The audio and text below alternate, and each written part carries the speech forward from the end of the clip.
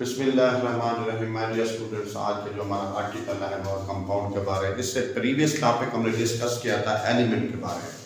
तो सब्सटेंस को हमने दो कैटेगरी में डिवाइड किया था। याद होगा कि एक एलिमेंट, दूसरा कंपाउंड। तो एलिमेंट में जितने भी एटम थे वो सब के सब एक जैसे थे, सेम टाइप थे, उनके एटॉमिक नंबर सेम था, नंबर ऑफ प्रोटॉन सेम थे। लेकिन अगर हमें कोई मैटर दिया जाए तो हम कैसे पहचान करेंगे कि ये एलिमेंट है या कंपाउंड है? तो हमने एलिमेंट और कंपाउंड में कैसे डिफरेंस करना है? तो एलिमेंट के अंदर तो एटम्स सेम होते हैं, एटॉमिक नंबर सेम होता है, तो फिर कंपाउंड की पहचान कैसे करेंगे कि ये वाकई ही कंपाउंड है? हमने इसको कंपाउंड का नाम दे दे, हो न सके कि वो मिक्सर हो। तो इसलिए आज की हमारी डिस्कशन यही है कि कंपाउंड और मिक्सर में क्या फर्क होता है और हमने कैसे डिफरेंस निकालना है, और कंपाउंड क्या चीज़ है, कंपाउंड का कौन सी ऐसी प्रॉपर्टीज़ हैं जिनको हम डिस्कस करने के बाद हम इस बात को जस्टिफाई कर लें कि वाकई ये चीज़ हमारे पास क्या है, कंपाउंड है, और हम इस कंपाउंड का नाम दे सकते हैं। वरना हमें पहचान नहीं होती कि ये इसको क्या हम कंपाउंड का नाम दे दें या मिक्सचर का नाम दें या एलिमेंट का नाम दें। नहीं, कुछ ऐसे पॉइंट हैं जिसको हम अब डिस्कस करने जा रहे हैं, जिससे हमें ये बात क्लियर हो जाएगी कि ये जो सब्सटेंस है इसको हम कंपाउंड का नाम दे सकते हैं। सबसे पहला पॉइंट क्या है? वो ये है कि कंपाउंड की सबसे पहली बात ये होती है स्टूडेंट्स कि केमिकली कम्बिनेशन से बनते हैं। मिसाल के तौर पर कार्बन है, ये ऑक्सीजन के साथ रिएक्ट करके आपस में रिएक्ट करेगा, केमिकली कम्बिनेशन करेगा, तो क्या बन जाएगा? Carbon dioxide gas. इसी तरह हाइड्रोजन है, ये ऑक्सीजन के साथ केमिकली कम्बिनेशन करेगा तो एक न्यू चीज बन जाएगी। क्या बन जाएगा? वाटर बन जाएगा। ये केमिकली कम्बिनेशन अगर नहीं करते, इट्स मीन न्यू फॉर्मेशन नहीं होगी, न्यू सब्सटेंस नहीं बनेगा। तो न्यू सब्सटेंस नहीं बनेगा, अगर केमिकल चेंजिंग नहीं होगी तो हम उसको कंपाउंड का नाम नहीं देंगे। याद रखना है। तो जो हमारे पास कंपाउंड है, जो उसके कॉन्स्टिट्यूट्स हैं, वो केमिकली ही कम्बिनेशन करते हैं, यानी चेंजिंग के बाद एक नई चीज बनती है, उसको हम बोलते हैं कंपाउंड का नाम कहते हैं। दूसरी बात यह है कि इनमें जो कंपाउंड में रेशियो होती है वो स्टूडेंट्स क्या होती है? फिक्स होती है। ये देखो, ऊपर कार्बन डाइऑक्साइड को हमने कंपाउंड का नाम दिया, वाटर को भी कंपाउंड का नाम दिया। इनमें रेशियो फिक्स होगी। वाटर में देख लो H2O, या कार्बन डाइऑक्साइड में देख लें, वाटर का मास में हाइड्रोजन का मास 2 है और ऑक्सीजन का 16 है। इसको अगर सिंपल करें तो 1:8 की रेशियो आती है। कार्बन डाइऑक्साइड में कार्बन का मास 12 होता है, ऑक्सीजन का 32 होता है। इसको 4 पे डिवाइड करें तो 3:8 आती है। ये रेशियो भी फिक्स है, ये रेशियो भी फिक्स है। चाहे वो कार्बन डाइऑक्साइड किसी भी इलाके में मौजूद हो, चाहे कहीं पे कार्बन डाइऑक्साइड की कंसंट्रेशन कम हो, या चाहे कार्बन डाइऑक्साइड की कंसंट्रेशन कहीं पे परसेंटेज ज्यादा हो, हमारा इससे ताल्लुक नहीं है। लेकिन उस CO2 में जो रेशियो है मास के लिहाज से वो फिक्स होगी। चाहे वो वाटर जिस इलाके का भी है, जिस जगह का भी मौजूद है, चाहे वो वाटर का कोई भी डेंसिटी मौजूद है, हमारा उससे डेंसिटी से कोई ताल्लुक नहीं है, लेकिन उस वाटर में जो रेशियो होगी बाय मास के लिहाज से वो क्या होगी? फिक्स होगी। तो इसलिए हम कहते हैं कंपाउंड की एक पहचान होती है। कंपाउंड कोई भी होता है, कोई भी केमिकल फार्मूला हो, कि उस फार्मूले के जो कॉन्स्टिट्यूट्स होते हैं वो मास के लिहाज से क्या होते हैं? फिक्स होते हैं। तो फिक्स क्या रखते हैं? रेशियो रखते हैं बाय द मास। इसी तरीके से प्रोड्यूस द न्यू सब्सटेंस। तो कंपाउंड जब भी बनेगा वो केमिकल चेंजिंग से बनेगा। केमिकल चेंजिंग का मतलब ही नहीं होता है कि नई चीज का बनना। मिसाल के तौर पर ये देखें, हमने नाइट्रोजन और हाइड्रोजन एक सिलेंडर में मौजूद है। अगर उस सिलेंडर में नाइट्रोजन हाइड्रोजन मौजूद है, थोड़ी देर बाद हम देखते हैं कि उसके अंदर हमें अमोनिया गैस भी मिल जाती है। हमने कंडीशन अप्लाई की, कंडीशन अप्लाई के बाद उनका आपस में रिएक्शन हुआ तो एक नई चीज मिली। पहले हमने इसके अंदर जो कॉन्स्टिट्यूट्स डाले थे वो नाइट्रोजन थी और हाइड्रोजन थी, लेकिन जब हमने उसका टेस्ट किया, सैंपल लिया, तो उसके अंदर एक तीसरी चीज क्या थी? अमोनिया थी। तो इसका मतलब है न्यू सब्सटेंस बन गया। तो नाइट्रोजन हाइड्रोजन ने आपस में केमिकल कॉम्बिनेशन किया, केमिकल चेंजिंग आई, उस चेंजिंग के दौरान जो न्यू चीज बनी है हमने उसको कंपाउंड का नाम देना है। हाइड्रोजन और नाइट्रोजन को कंपाउंड का नाम नहीं देना। जो न्यू सब्सटेंस हमारा बना है वो हमारा क्या है, वो कंपाउंड है। तो इसका मतलब है कंपाउंड वो चीज होती है जो केमिकल कॉम्बिनेशन से बनता है, उसमें रेशियो भी फिक्स होता है और न्यू फॉर्मेशन होती है उसकी। तो न्यू फॉर्मेशन का मतलब केमिस्ट्री में हम यही लेते हैं कि केमिकल चेंजिंग हुई, केमिकल कॉम्बिनेशन हुआ, न्यू सब्सटेंस क्या हुआ, प्रोड्यूस हुआ। उसके बाद देखिए एक और पॉइंट है कि जो न्यू फॉर्मेशन चीज होती है तो उसके अंदर जो कॉन्स्टिट्यूट्स होते हैं, जिस तरह इस अमोनिया के अंदर देखें, डियर स्टूडेंट्स, इस अमोनिया के अंदर देखें, ये अमोनिया है ना जो अभी बना है, ये किससे बना है, एक नाइट्रोजन से बना है और हाइड्रोजन से बना है। तो इसके अंदर ना नाइट्रोजन वाली प्रॉपर्टीज है ना हाइड्रोजन वाली प्रॉपर्टीज है। तो नाइट्रोजन वाली प्रॉपर्टीज भी मौजूद नहीं है, हाइड्रोजन वाली प्रॉपर्टीज भी मौजूद नहीं है। तो अमोनिया की अपनी प्रॉपर्टीज हैं, इसमें इसके अंदर जो कॉन्स्टिट्यूट्स हैं वो एंटायरली डिफरेंट प्रॉपर्टीज, यानी वो अपनी मुकम्मल तौर पर प्रॉपर्टीज को क्या कर चुके हैं, लूज कर चुके हैं। इसी तरीके से वाटर में देख लें, वाटर फायर एक्सटिंग्विशन होता है, यानी आग को बुझाता है, लेकिन इसके अंदर जो ऑक्सीजन है वो कंबशन प्रोसेस को तेज करती है, और इसके अंदर जो हाइड्रोजन है वो आग को पकड़ती है। इसका मतलब है वो फायर कैचिंग होती है। तो वाटर के अंदर दोनों प्रॉपर्टीज नहीं है, ना हाइड्रोजन वाली प्रॉपर्टीज मौजूद है ना ऑक्सीजन वाली। तो अमोनिया के अंदर भी नाइट्रोजन वाली प्रॉपर्टीज भी नहीं है और हाइड्रोजन वाली प्रॉपर्टीज भी नहीं है। इसी तरह CO2 गैस के अंदर ना कार्बन वाली प्रॉपर्टीज मौजूद है ना ऑक्सीजन वाली प्रॉपर्टीज मौजूद है। इट्स मीन कोई भी कंपाउंड किसी भी कॉन्स्टिट्यूट से जब बनता है तो वो कॉन्स्टिट्यूट्स जो होते हैं वो अपनी प्रॉपर्टीज को क्या कर चुके होते हैं, लूज कर चुके होते हैं। इसलिए हम कहते हैं न्यू फॉर्मेशन। अगर उनकी प्रॉपर्टीज उन्हीं की रहे, कॉन्स्टिट्यूट्स के रहे, तो फिर इसका मतलब है केमिकल कॉम्बिनेशन ना हुआ, न्यू प्रोडक्शन ना हुई। तो इसका मतलब है तो वो पहले वाले कॉन्स्टिट्यूट्स मौजूद है, वो तो फिर मिक्सचर हो गया। नहीं, ऐसा नहीं होता। जो कंपोनेंट होते हैं वो अपनी प्रॉपर्टीज को क्या कर चुके होते हैं, लूज कर चुके होते हैं। उसके बाद एक और पॉइंट है हमारे पास, कैनॉट ब्रोकन या कैनॉट सेपरेट। हम इसको ऑर्डिनरी फिजिकल मेथड के जरिए, जिस तरह हमारा फिजिकल मेथड है, फिल्ट्रेशन है, क्रिस्टलाइजेशन है, सब्लिमेशन है, एवापोरेशन है, मैग्नेटाइजेशन है, ठीक है ना, ग्रेविटी सेपरेशन है, इस मेथड के जरिए कंपाउंड को कॉन्स्टिट्यूट्स में चेंज नहीं कर सकते। यानी किसी कंपाउंड को हम तोड़ नहीं सकते, किसी कंपाउंड को हम फिजिकल मेथड से यानी तबाही तरीके से अलहदा नहीं कर सकते, याद रखना। तो इसलिए हम कह सकते हैं कि cannot broken into their constitutes. Water है, वाटर को हम फिजिकल मेथड के जरिए हाइड्रोजन और ऑक्सीजन में चेंज नहीं कर सकते। मैं इसको क्रॉस कर रहा हूं, इसका मतलब इसमें चेंज नहीं कर सकते। इसको सेपरेट, ये देखिए हमारे पास अमोनिया गैस है, तो ये अमोनिया जो गैस है इसमें से आप नाइट्रोजन और हाइड्रोजन को सेपरेट नहीं कर सकते। No separation. इस अमोनिया में नाइट्रोजन भी अलग नहीं होगी, हाइड्रोजन भी नहीं होगी। यानी कि फिजिकल मेथड की बात हो रही है।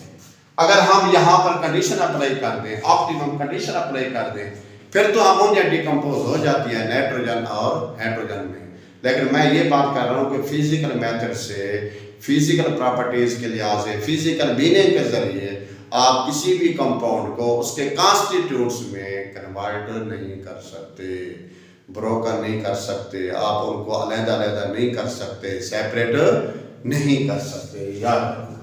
उसके बाद है विद द केमिकल फार्मूला। कोई भी कंपाउंड होगा इसका फार्मूला होता है, क्योंकि उसमें रेशो फिक्स होती है, तो उसका एक अपना केमिकल फार्मूला होता है। जिस तरह ये देखें, वाटर है उसका एक फार्मूला है, अमोनिया है तो उसका एक फार्मूला है, कास्टिक सोडा है तो उसका एक फार्मूला है। इसी तरह जितने भी कंपाउंड हैं उनका एक स्पेसिफिक अपना फार्मूला होता है, और उसमें रेशियो भी फिक्स होती है, और उसके अंदर नंबर ऑफ एटम भी फिक्स होते हैं जो चेंज होने वाले नहीं होते। याद रखना, कास्टिक सोडा का फार्मूला NaOH होता है, कभी Na2OH नहीं बनेगा, क्योंकि इसमें रेशियो भी फिक्स है और number of atom, atomic ratio भी क्या है, फिक्स है। जहां एटॉमिक रेशियो फिक्स होगी तो मैस के लिहाज से भी ये क्या होगी, फिक्स रेशियो होगी। इसलिए हम कहते हैं कि इनका केमिकल फार्मूला होता है। उसके बाद ये होमोजेनियस कंपोजिशन होते हैं, जितने भी कंपाउंड हैं, क्योंकि ये सारे मॉलिक्यूल सेम होते हैं। फॉर एग्जांपल हमारे पास वाटर है, तो वाटर के साथ जो मॉलिक्यूल है ये कंपोजिशन के लिहाज से क्या है, यूनिफॉर्म है। जब यूनिफॉर्म है तो फिर हम उसको क्या कहेंगे, होमोजेनियस कहेंगे। तो एक बात याद रखना, जितने भी कंपाउंड हैं फिक्स रेशियो के लिहाज से, सेम केमिकल फार्मूले के लिहाज से, इनका फार्मूला भी सेम है। जितने भी मॉलिक्यूल हैं सारे रेशियो के लिहाज से सेम है, फार्मूला भी उनका सेम है, एटॉमिक रेशियो भी सेम है, तो फिर वो क्या होंगे, होमोजेनियस होंगे। इसका मतलब है यूनिफॉर्म उनकी कंपोजिशन होगी। जिसमें यूनिफॉर्म कंपोजिशन होती है उसको हम बोलते हैं होमोजेनियस कंपोजिशन। ये यूनिफॉर्म कंपोजिशन होगी, तो जिसमें पार्टिकल की कंपोजिशन यूनिफॉर्म हो, उस पार्टिकल को हम होमोजेनियस का नाम देते हैं। उसके बाद है sharp and fixed boiling point, melting point या बॉइलिंग पॉइंट। बेटा याद रखना है डियर स्टूडेंट्स, शार्प का मतलब क्या लेते हैं। शार्प का मतलब है कि एक ही पॉइंट पर कोई चीज मेल्ट हो जाए, या एक ही पॉइंट पर वो सारे मॉलिक्यूल क्या हो जाए, बॉयल हो जाए। फॉर एग्जांपल ये देखें, ये वाटर है, ये 100 सेंटीग्रेड पर ही इसका बॉइलिंग पॉइंट क्या है, फिक्स है। इसी 100 पर सारे वाटर के मॉलिक्यूल का बॉइलिंग पॉइंट नोट किया जाता है। इसका मतलब है ये 100 उसका शार्प पॉइंट है। रेंज नहीं बताएगी कि 100 से लेकर 110 तक या 110 तक या 105 तक ये मेल्ट होते रहेंगे, नहीं। एक ही मॉलिक्यूल है, सब मॉलिक्यूल का साइज भी सेम है और एक जैसे हैं, होमोजेनियस हैं, एक ही टाइप के मॉलिक्यूल है, रेशियो भी फिक्स है, तो इसका मेल्टिंग पॉइंट भी फिक्स होगा और शार्प भी होगा। शार्प का मतलब ये होता है कि एक पॉइंट पर सारे मॉलिक्यूल अपना बॉइलिंग पॉइंट क्या करते हैं, शो करते हैं। हम उसको शार्प मेल्टिंग पॉइंट कहते हैं, और फिक्स भी कहते हैं कि एक ही पॉइंट जिनका नोट किया जाता है। यानी मिक्सचर कैसे नहीं होता, आगे जाके समझाऊंगा, क्योंकि उसके अंदर डिफरेंट कॉन्स्टिट्यूट्स होते हैं और हर किसी का अपना मेल्टिंग बॉइलिंग पॉइंट होता है। वो रेंज बताई जाती है कि इतने टेम्परेचर से लेकर इतने रेंज तक वो अपने आप को क्या करते हैं, बॉयल करते हैं। लेकिन यहाँ ऐसा नहीं होता, क्योंकि कंपाउंड में एक ही मॉलिक्यूल होता है, एक ही टाइप के मॉलिक्यूल होते हैं, तो इसलिए इनका मेल्टिंग पॉइंट शार्प भी होगा और फिक्स भी होगा। उसके बाद क्लासिफिकेशन अगर इसकी कर दें तो इसको थोड़ा सा हम डिस्कस कर लेते हैं कि कंपाउंड को 2 कैटेगरी में क्लासिफाइड करते हैं। याद रखना है, एक जो है ना आयनिक कंपाउंड, दूसरा कोवलेंट कंपाउंड। तो अक्सर स्टूडेंट्स ये भूल जाते हैं कि हम कैसे पहचान करें कि सर ये आयनिक कंपाउंड है या कोवलेंट कंपाउंड है। मैं एक स्ट्रक्चर बना रहा हूँ यहाँ से, फॉर एग्जांपल ये सोडियम क्लोराइड का स्ट्रक्चर है, तो सिंपल ये मैं आप लोगों का स्ट्रक्चर बना रहा हूँ। वैसे ये थोड़ा सा कॉम्प्लिकेटेड है, शो किया जाता है, एक सिंपल रेशो से बना रहा हूँ। फॉर एग्जांपल ये देखें, सोडियम क्लोराइड का ये क्यूबिक शेप इसका स्ट्रक्चर है स्टूडेंट्स, याद रखना है। अगर मैं इसका ये सेंटर पॉइंट ले लूँ, ये उसके, ये देखिए ये उसके एक्सिस ले लूँ, तो ये उसके एंगल ले लूँ, तो ये मेरा पूरे इस फार्मूले का यानी क्रिस्टल का एक यूनिट बन जाएगा। इस यूनिट को देखकर मैं पूरे क्रिस्टल को डिस्कस कर सकता हूँ। तो ये यूनिट जिसको मैं रिप्रेजेंटेट कर रहा हूँ, ये मेरा क्या है, फार्मूला यूनिट है, यानी इस फार्मूले का क्या है, यूनिट है। तो याद रखना है कि आयनिक कंपाउंड में जो आयंस होते हैं वो फार्मूला यूनिट के जरिए उसको रिप्रेजेंट किया जाता है। उनके रिप्रेजेंटेशन फार्मूला यूनिट से होती है, इसको बोलते हैं फार्मूला यूनिट। तो फार्मूला यूनिट ये देखें, जो हमने यहाँ पर पॉइंट लिया है वो क्या है, उर्दू में उसे कहते हैं सहरुखी, इंग्लिश में हम टर्म इस्तेमाल करते हैं थ्री डायमेंशनल। ये थ्री डायमेंशनल भी होते हैं। पहली बात, एक तो फार्मूला यूनिट से जहन करेंगे, क्योंकि पूरे क्रिस्टल का एक यूनिट है, वो यूनिट फ्री स्टेट में भी नहीं है, याद रखना है। आप अगर यहां से एक NaCl ले लेते हैं, उसका एक फार्मूला यूनिट ले लेते हैं, या उसका एक यूनिट सेल ले लेते हैं, वो इंडिपेंडेंट फॉर्म में नहीं है, आजाद हालत में नहीं है, no exact independent in molecular form. इसका मतलब है अगर वो इंडिपेंडेंट नहीं है तो एने कंपाउंड मॉलिक्यूलर फॉर्म में नहीं पाए जाते। एने कंपाउंड फार्मूला यानी कि याद रखना है, do not exist independent in molecular form. Molecular form में आजादाना नहीं होते। इसको फार्मूला यूनिट से ज़हन किया जाता है और इसका जो यूनिट होता है वो पूरे क्रिस्टल को क्या कर रहा होता है, शो कर रहा होता है। और एक बात और भी आपको समझा दूं, ये आपका अगर ये पॉजिटिव आयन है, सोडियम है, तो इसके ये पॉइंट नेगेटिव होगा, ये भी नेगेटिव होगा, ये भी नेगेटिव होगा, यानी ऑपोजिट आयन इसको क्या करेंगे, सराउंडेड। अगर ये नेगेटिव है तो ये भी पॉजिटिव होगा, ये भी पॉजिटिव होगा, ये भी पॉजिटिव होगा। अब ये नेगेटिव है तो यहां पर पॉजिटिव होगा, अगर ये नेगेटिव है तो यहां पर पॉजिटिव होगा, ये नेगेटिव है तो यहां पर पॉजिटिव होगा, लेकिन ये पॉजिटिव है तो यहां पर क्या होगा, नेगेटिव क्लोराइड होगा, यहां पर सोडियम होगा। कहने का मकसद ये है डियर स्टूडेंट्स कि अपोजिटली चार्ज आयन सराउंडेड होते हैं, एक दूसरे को उन्होंने क्या किया होता है, घेरा हुआ होता है। सेम आयन के दरमियान इनकी अट्रैक्शन नहीं होती, एक पहचान इसकी ये है। तो फिर दोबारा इस बात को रिपीट कर दूं, एक तरह का मेट डिपेंडेंट पॉइंट हाई होता है, दूसरा इसे फार्मूला यूनिट से ज़हन किया जाता है, और ये थ्री डिमेंशनल होते हैं, ये फ्री स्टेट में नहीं पाए जाते मॉलिक्यूलर फॉर्म में। इसका जो एक फार्मूला जो ले ले, एक यूनिट ले ले, वो फ्री स्टेट में नहीं होता, लेकिन रिप्रेजेंट पूरे क्रिस्टल को कर रहा होता है, उसको हम बोलते हैं फार्मूला यूनिट। इसकी जगह पर अगर हम कोवलेंट कंपाउंड को थोड़ा सा डिस्कस कर लें तो डियर स्टूडेंट्स वो आप ये कह सकते हैं, कोवलेंट कंपाउंड मॉलिक्यूलर फॉर्म में होते हैं। मॉलिक्यूलर फॉर्म का मतलब है कैन एग्जिस्ट इंडिपेंडेंटली, वो आजाद हालत में मॉलिक्यूलर फॉर्म में पाए जाते हैं, और उसके बाद उनको फार्मूला यूनिट से ज़हन नहीं करते, सिंपल फार्मूले से ज़हन नहीं करते, उनको हम ज़हन कर रहे होते हैं किससे, मॉलिक्यूलर फॉर्म में ज़हन कर रहे होते हैं। उनका मल्टीपल डेवलपमेंट भी लो होता है, इनका मल्टीपल डेवलपमेंट उनसे क्या होता है, हाई होता है। तो ये है उसकी क्लासिफिकेशन। दोबारा रिपीट कर दो, क्लासिफिकेशन के हिसाब से हम इसको दो कैटेगरी में डिवाइड करते हैं, आयनिक कंपाउंड और covalent compound. Ionic compound formula unit से ज़हन किया जाता है, कोवलेंट कंपाउंड मॉलिक्यूलर फार्मूले से ज़हन किया जाता है। और कोवलेंट कंपाउंड में जो भी एटम्स होते हैं वो उसकी एक्वेशन को ज़हन कर रहे होते हैं, रियल नंबर ऑफ एटम को ज़हन कर रहे होते हैं, यानी कि ये सिंपल फार्मूले को ज़हन कर रहे होते हैं। अब यहां से हम NaCl लेते हैं ना, NaCl एक सिंपल फार्मूला है, एक सिंपल है, यानी पूरे क्रिस्टल का मॉलिक्यूल का एक सिंपल फार्मूला है जिसको एम्पिरिकल फार्मूला भी कहते हैं। लेकिन जो कोवलेंट कंपाउंड होते हैं वो मॉलिक्यूलर फार्मूले को ज़हन कर रहे होते हैं, वो रियल नंबर ऑफ एटम मौजूद होते हैं, यानी कि एक्चुअल नंबर ऑफ एटम उसके अंदर क्या होते हैं, मौजूद होते हैं। तो ये था एनिक कंपाउंड और कोवलेंट कंपाउंड में क्या डिफरेंस। तो ये हमारा टॉपिक था आज का कंपाउंड के बारे।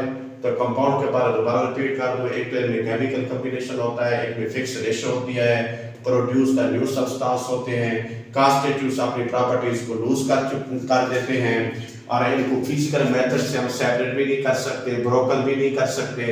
इनका एक केमिकल फार्मूला भी होता है और ये होमोजेनियस कंपोजिशन बनाते हैं। इनका वैल्यूमेट्रिक पॉइंट शार्प भी होता है, फिक्स भी होता है। और क्लासिफिकेशन के हिसाब से दो कैटेगरी में डिवाइड करते हैं, आयनिक एंड कोवलेंट। आयनिक में आयंस मौजूद होते हैं, कोवलेंट बॉन्ड में जो कोवलेंट कंपाउंड होते हैं उसके अंदर एटम्स होते हैं, वहां पर एक रियल नंबर ऑफ एटम मौजूद होते हैं, यहाँ पर सिंपल आयंस मौजूद होते हैं, सिंपल रेशो निकाली जाती है। इसको ज़हन किया जाता है फार्मूला यूनिट से, उसको ज़हन किया जाता है मॉलिक्यूलर फार्मूले से। ये इंडिपेंडेंट फॉर्म में नहीं पाए जाते मॉलिक्यूलर फॉर्म में, वो इंडिपेंडेंट फॉर्म में यानी आजादाना हालत में पाए जाते हैं। और इनका मेल्टिंग पॉइंट हाई होता है और कोवलेंट कंपाउंड का मेल्टिंग पॉइंट क्या होगा, लो होगा। तो ये था आज का हमारा टॉपिक। उम्मीद है कि आपको बात समझ आ गई होगी।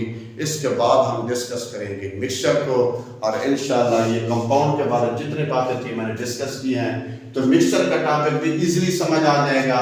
सेम यही पॉइंट होंगे, लेकिन उसकी जो पॉइंट है इस कंपाउंड से थोड़ा सा क्या होंगे, वाइस वर्सा होंगे, उलट होंगे। वो नेक्स्ट टॉपिक में लेक्चर में आपको मैं समझा दूंगा कि मिक्सचर क्या है।